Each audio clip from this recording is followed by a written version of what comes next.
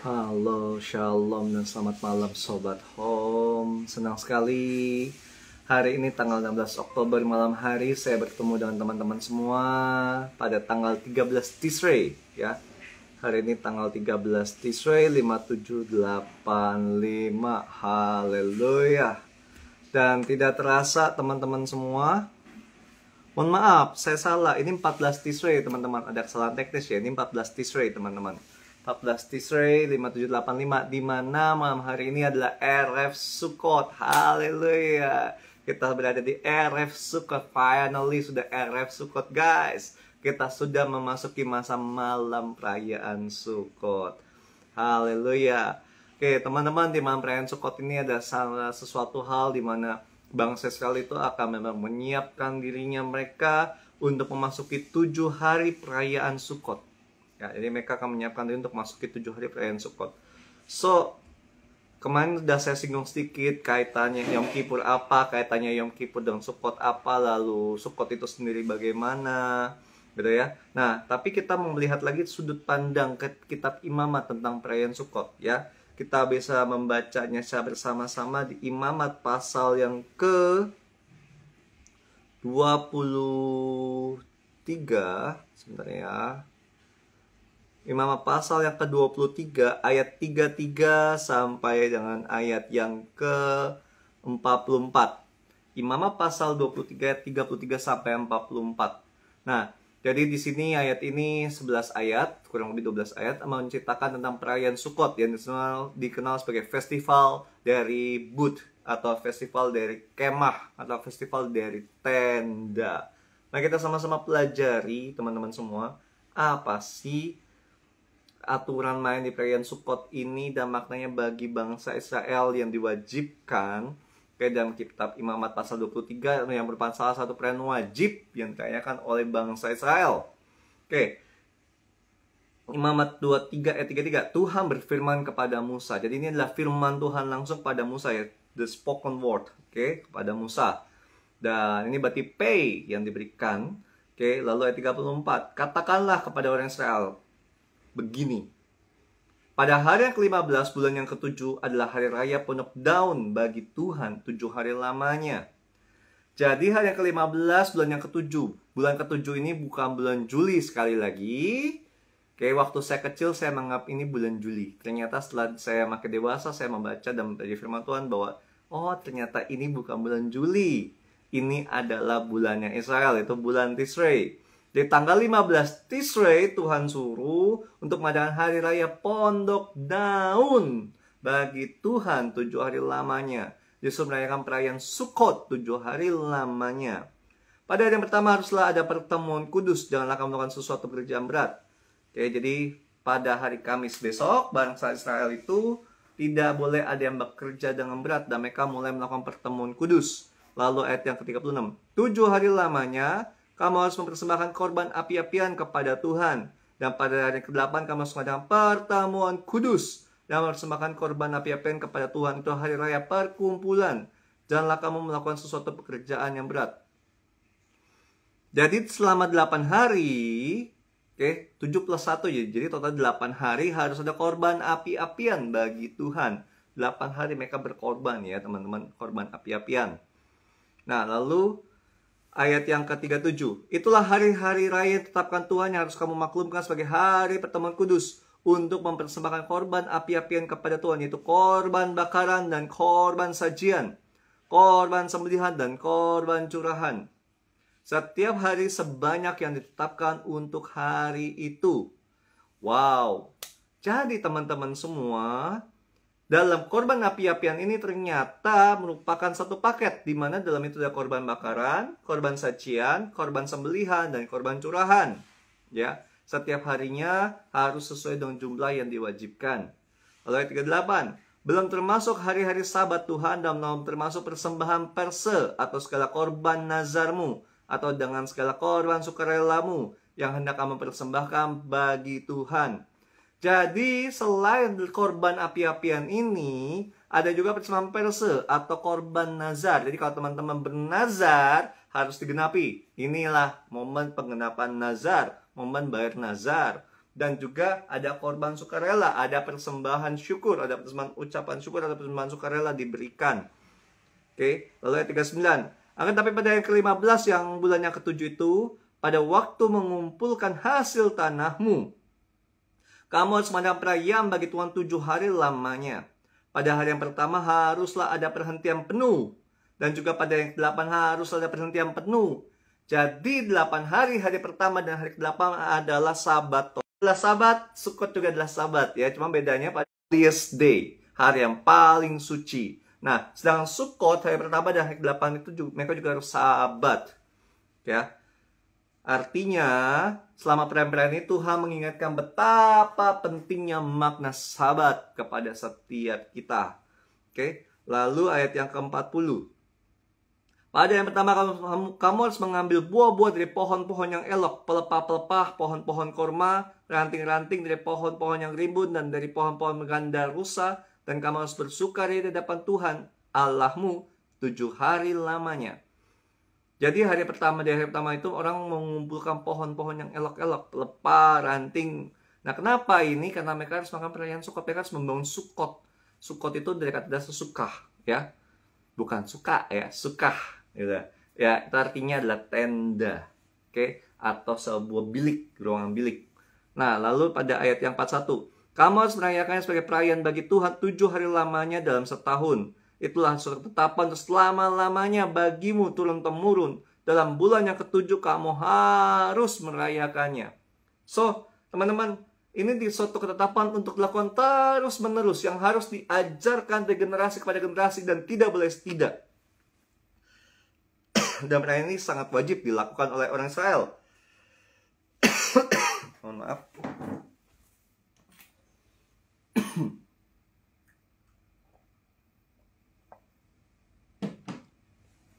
Oke, kalau kita lanjut lagi kita pelajari ayat 42. Di dalam pondok-pondok daun kamu harus tinggal 7 hari lamanya. Setiap orang asli di Israel haruslah tinggal dalam pondok-pondok daun. Ternyata Sukah itu yang telah mereka bikin juga cuma ditaruh gitu aja, mereka harus masuk ke dalam Sukah. 7 hari mereka sudah ada di dalam Sukah, gitu ya. Ayat 43. Supaya ketahui oleh keturunanmu bahwa aku telah menyuruh orang Israel tinggal dalam pondok-pondok selama aku menuntun mereka. Sesudah keluar dari tanah Mesir, akulah Tuhan Allahmu. Ayat 44, demikianlah Musa menyampaikan kepada orang Israel firman tentang hari-hari raya yang ditetapkan Tuhan. Jadi ternyata pemberayaan Sukot, mereka nggak cuma bangun tenda, tapi mereka merayakan dengan berada atau masuk ke dalam tenda itu, guys. Ya. Jadi kita harus mengerti ada sebuah makna yang sangat penting. Saya mau highlight di ayat 43. Oke. Di mana dikatakan bahwa aku telah menyuruh orang Israel tinggal di dalam pondok-pondok selama aku menuntun mereka keluar dari tanah Mesir. Akulah Tuhan Allahmu. Ada makna yang sangat dahsyat dalam kalimat ini, ayat 43. Yang secara bahasa Indonesia mungkin biasa aja gitu ya. Tapi kalau kita mau mempelajari, itu powerful. Itu sesuatu hal yang sangat-sangat dahsyat dalam hidup kita. Apa itu? Oke. Perhatikan begini. Dikatakan bahwa aku telah menyuruh orang Israel. Jadi ada instruksi khusus Tuhan bagi orang Israel, umat yang dipilih itu, untuk tinggal di dalam pondok. Selama mereka berjalan dari suatu tuntunan kepada tuntunan, selama mereka dalam proses keluar dari tanah Mesir, dari masa lalunya, keluar dari kegelapannya, keluar dari perbudakannya. Artinya teman-teman, pada ayat 43 ini mau dikatakan Tuhan lagi mengajarkan kita begini. Ternyata kalau kita merayakan perayaan Sukot, kita sebenarnya harus mengingat kembali bahwa ada namanya divine guidance. Ada namanya tuntunan ilahi yang Tuhan berikan kepada setiap kita untuk proses bagaimana kita ini keluar dari masa lalu kita, terus berjalan menuju destiny. Dan dalam tuntunan itu, kita tidak berjalan sendiri. Dan kita tidak berjalan di dalam namanya panas terik, tapi kita harus juga tinggal di dalam pondok. yang Tuhan telah tetapkan itu. Kalau kita lihat dalam Keluaran 13 ayat 14 dikatakan begini. Dan apabila anakmu dan bertanya kepadamu di kemudian hari, apakah artinya itu? Maka haruslah engkau berkata kepadanya dengan kekuatan tangannya, Tuhan telah membawa kita keluar dari Mesir, dari rumah perbudakan. Amin. Jadi perayaan Sukot ternyata terkait juga bagaimana kita mengingat Tuhan yang telah menuntun kita keluar dari Mesir kita. Jadi dalam kehidupan orang Kristen harus selalu ingat bahwa kamu tidak lagi hidup dalam perbudakan. Bahwa kamu itu berjalan dalam satu tuntunan ilahi dengan mengikuti penyertaan Tuhan dan berada dalam pondoknya. Berada dalam penudungannya. Berada dalam perlindungannya. Untuk keluar dari masa lalumu. Perjalananmu, kau keluar dari masa lalumu, kau keluar dari namanya rumah perbudakan, kau keluar dari identitas dosamu, kau keluar dari identitasmu yang lama, kau keluar dari kejahatanmu, kau keluar dari trauma-traumamu, kau keluar dari kebiasaan burukmu, kau keluar dari segala hal yang menghalangi kau berjumpa dengan Tuhan secara pribadi. That is Sukot. Keren gak ini teman-teman? Jadi namanya di perayaan Sukot, kenapa dikatakan 7 hari? Karena mereka mau mengingat penyertaannya Tuhan dan adanya divine guidance dalam hidup mereka. Dan bagaimana Tuhan sendiri yang turun tangan menjagai mereka. Ini keren loh teman-teman. Sesuatu hal yang kita mungkin gak akan bisa mengerti. Kita gak akan bisa mengerti secara manusia. Kita gak akan mengerti sebagai orang Indonesia. Tapi ketika kita pakai kacamatanya orang Israel, kita akan melihat betapa dahsyatnya Tuhan. Perayaan Sukot bukan hanya sekedar perayaan-perayaan biasa. Tapi perayaan Sukot bagaimana mereka mengingatkan dirinya ada tuntunan ilahi yang Tuhan berikan kepada hidup mereka dalam mereka menjalani tahun-tahun atau musim-musim yang baru untuk keluar dari setiap perbudakannya yang lama itu, dan mereka akan berjalan di dalam pondok atau di dalam ruangannya Tuhan atau di dalam penjagaan ilahi atau di dalam covenant ilahi, sehingga mereka bisa mencapai destiny yang Tuhan berikan. Mereka bisa mencapai tanah perjanjian yang Tuhan tetapkan.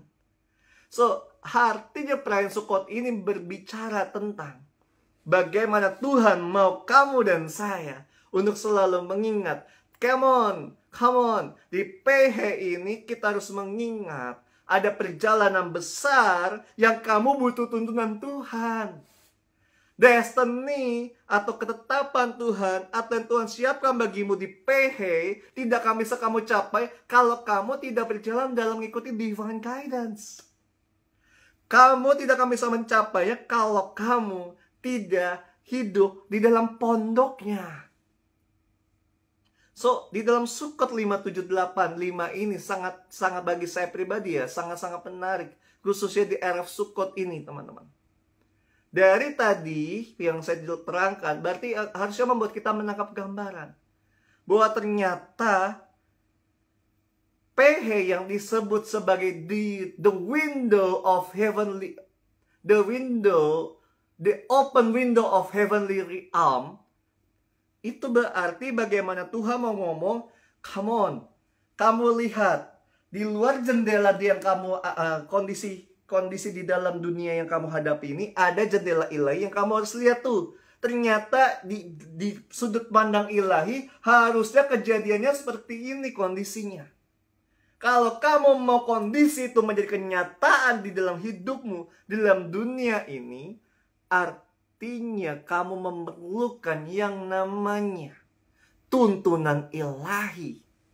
Artinya untuk kamu mengalami yang namanya besar dan dahsyatnya dan keajaibannya Tuhan di dalam kacamata atau heavenly realm itu, untuk kamu alami dan kamu mengalami kepenuhan destinimu di musim PH ini, kamu harus tinggal bersama dia dalam pondoknya. Sehingga kamu mengerti rahasia-rahasianya dia. Sehingga kamu mengerti jalan-jalan yang ingin dia tunjukkan. Itulah betapa pentingnya Sukot. Itulah betapa pentingnya bagi kita, teman-teman. Lebih lagi kita akan menemukan Oke, kita bisa menemukan sebenarnya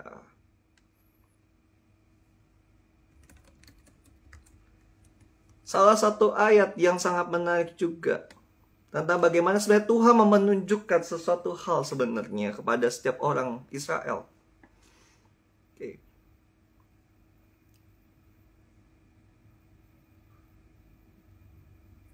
Kalau kita perhatikan pada Hakim-Hakim 1 ayat 24 dikatakan begini. Ketika pengintai-pengintai itu melihat seorang keluar dari kota itu, maka berkatalah mereka kepadanya, tolong tunjukkan bagaimana kami memasuki kota ini, maka kami akan memperlakukan engkau sebagai sahabat. Oke. Artinya apa? Artinya ketika kita memasuki sesuatu yang baru, jadi ini kisah bagaimana keturunan Yusuf itu meminta orang untuk mengintai Betel, yang artinya yang dulunya bernama Luz, untuk mereka bisa menduduki kota itu, ya. Ini kalau kita lihat Hakim-Hakim 1 itu bagaimana disebut judulnya ya, yang di versi saya itu The Continuing Conquest of Canaan. Keberlanjutan dari penguasaan atas tanah Kanaan. Jadi ini kisah setelah Yosua meninggal, ya. Setelah Yosua meninggal, dan bagaimana mereka ingin terus menguasai setiap area-area sesuai dengan yang Tuhan tetapkan. Nah, di ayat 7 di ayat 24 itu kita bisa menemukan betapa keturunan pengintai-pengintai yang diutus oleh keturunan Yusuf itu mereka butuh petunjuk. Untuk mereka butuh petunjuk, mereka bertanya kepada orang. Lalu kita bisa lihat di ayat 25-nya. Lalu ditunjukkanlah kepada mereka bagaimana mereka dapat memasuki kota itu. Dan mereka memukul kota itu dengan mata pedang. Tapi orang itu dan seluruh kaumnya dibiarkan mereka pergi. Artinya teman-teman, kalau kita perhatikan begini. Kita tidak akan pernah bisa mencapai tanah yang sudah Tuhan tetapkan. Kita tidak akan tahu bagaimana kita memasukinya kalau kita tidak ditunjukkan. Artinya untuk kamu bisa mendapatkan itu, untuk kamu bisa menemukannya, kamu itu memerlukan yang namanya adalah petunjuk. Yang artinya kamu gak bisa hanya berdiam diri. Kamu harus mencari petunjuk itu. Kamu harus bertanya petunjuk itu. Nah, masalahnya ini kan real gitu kan. Kota Betel, celahnya di mana? Yang tahu ya pasti orang Betel, betul? Atau dulu nama kota itu Luz, maka hanya orang Luz yang tahu cara masuknya. Lalu bagaimana dengan heavenly realm? Untuk heavenly realm itu menjadi nyata dalam hidup kita. Menjadi nyata dalam hidup. Untuk itu kita tanya dong ke sumber yang tahu heavenly itu seperti apa. Sumber yang punyanya surga, betul? Bukankah Tuhan yang dalam punya surga? Maka sudah layak dan selandarsnya kita untuk bertanya kepada Dia yang punya surga. Bagaimana caranya kenyataan surga yang Tuhan tetapkan tentang hal ini seperti ini menjadi kenyataan di dalam hidupku. Cuma masalahnya adalah kita mau tidak bertanya dan menanti-nantikan. Kita mau tidak mencari tahu. Kita mau nggak berharga untuk mencari tahu. Oke. Mari kita lihat. Kita mempelajari satu ayat yang menjadi komplainnya dari Ayub.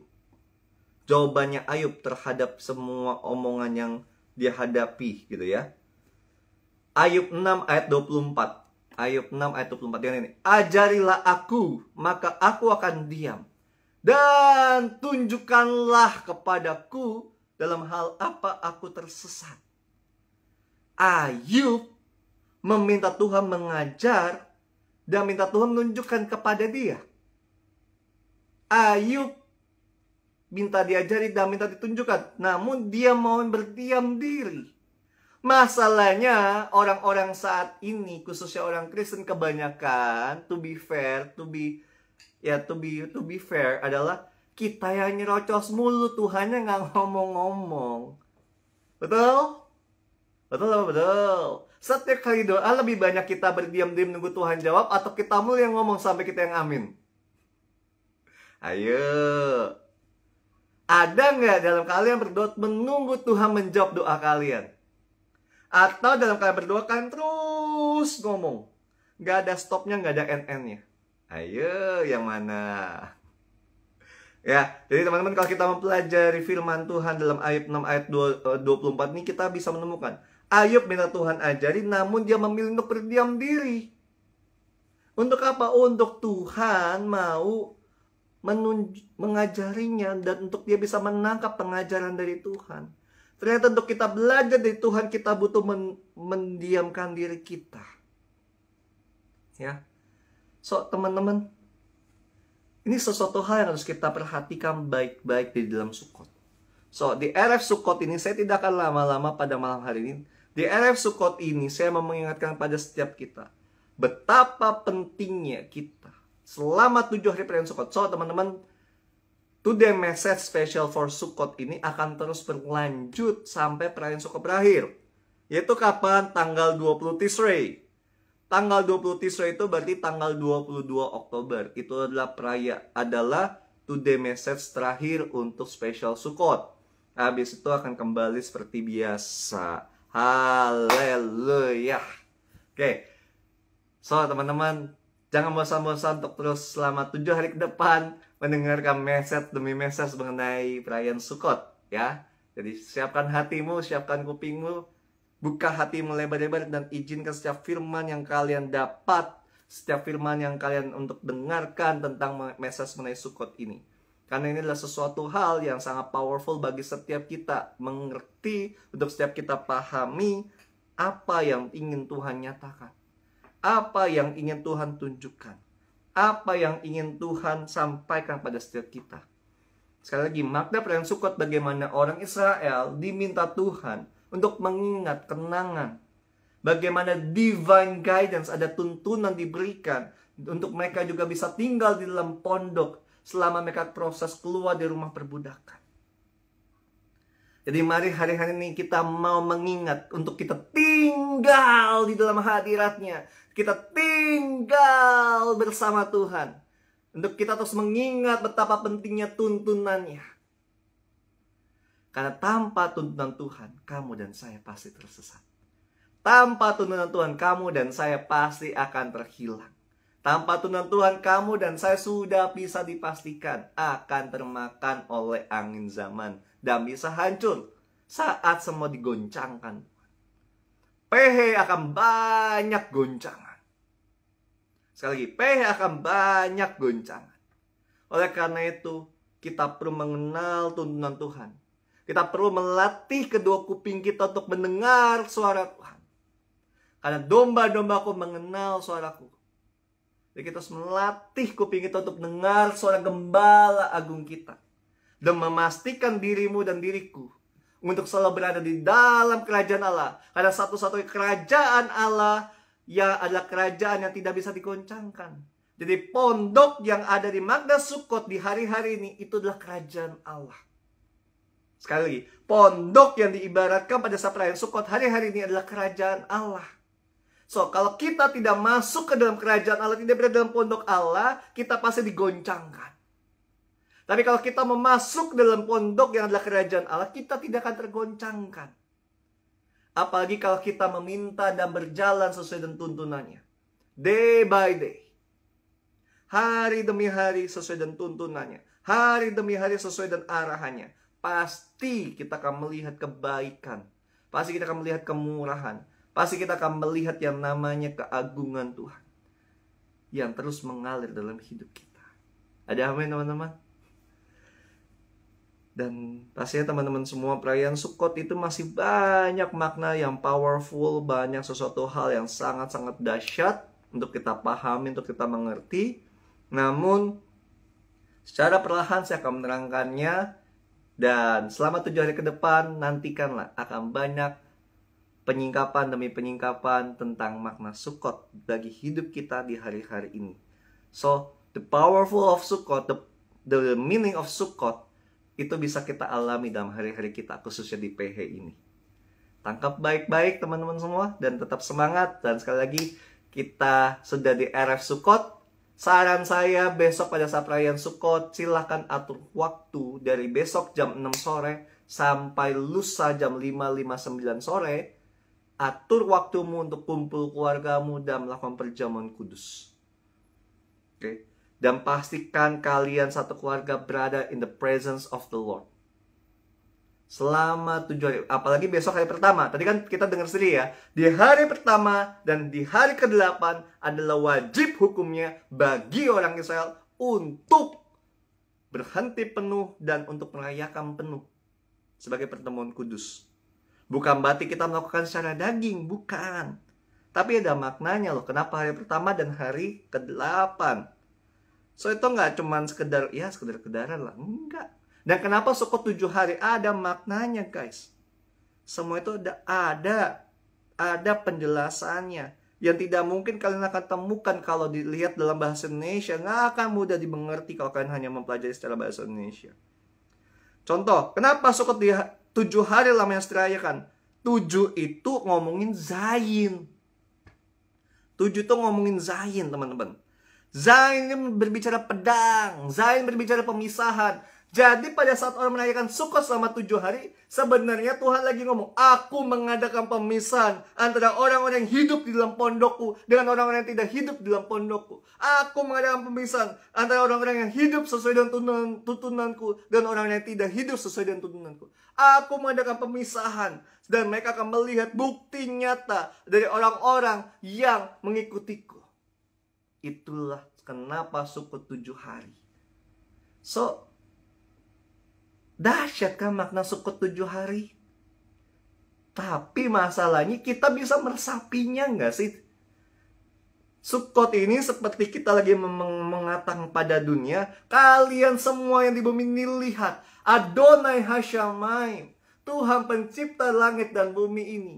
Dialah yang memisahkan aku dengan semua yang di bumi.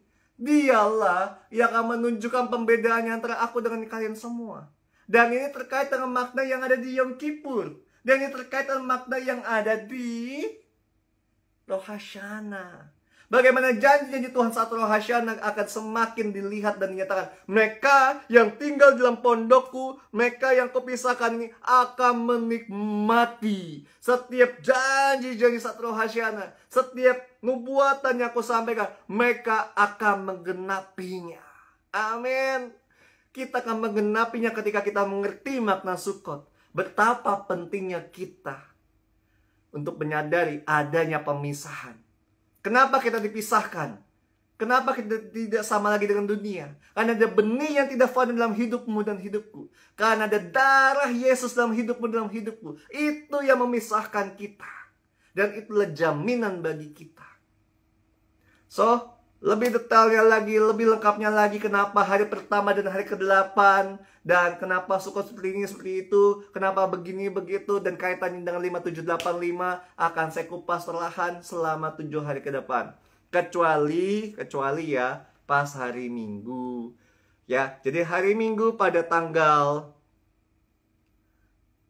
hari Minggu pada tanggal 20 Oktober yang ada tanggal 18 Tishrei tidak akan ada Today Message Special for Sukot. Yang ada adalah Sukot Celebration. Dan di sana saya akan mencoba menjelaskan maknanya kembali tentang makna Sukot. Ya, dan makna Sukot khususnya dalam terkaitan dengan PH ini. Jadi teman-teman silakan saksikan dan dengarkan terus message-message tentang Sukot ini. Ini akan sangat powerful bagi engkau dan bagiku. Dan bagaimana kita berjalan dalam penuh ketepatan, kita berjalan di dalam penuh iman, dan berjalan dengan menikmati anugerah demi anugerah. Kita menikmati perkenanan Tuhan yang dinyatakan sebagai pembedaan antara kita dengan dunia ini. Amin. Oke. Teman-teman, demikianlah Today Message pada malam hari ini. Dan saya deklarasikan pada malam hari ini untuk setiap teman-teman. Dari RF Sukot ini selama 7 hari ke depan. Saya deklarasikan di dalam nama Yeshua HaMashiach. Setiap tidak ada lagi selubung mata rohanimu dan tidak ada lagi penutup di telingamu sehingga kalian bisa melihat kemuliaan Tuhan, kalian bisa melihat Tuhan dan berjumpa dengan Tuhan, dan kalian bisa mendengarkan suaranya. Dan kalian bisa semakin tinggal mengalami keintiman dengan Tuhan, menikmati hadirat Tuhan, dan kalian akan semakin mengerti cintanya Tuhan dan mengerti kedalaman hatinya di dalam nama Yeshua HaMashiach. Maaf, dan saya deklarasikan berkat imam bagi hidup kalian.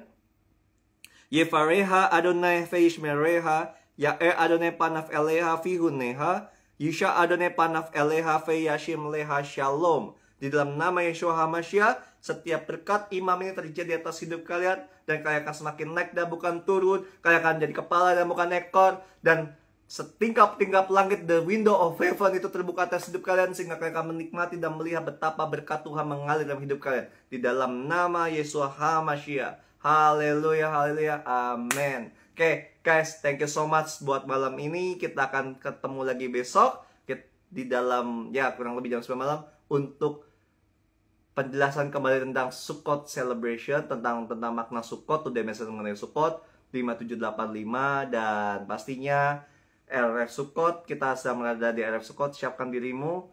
Bye bye semua, God bless you all, see you.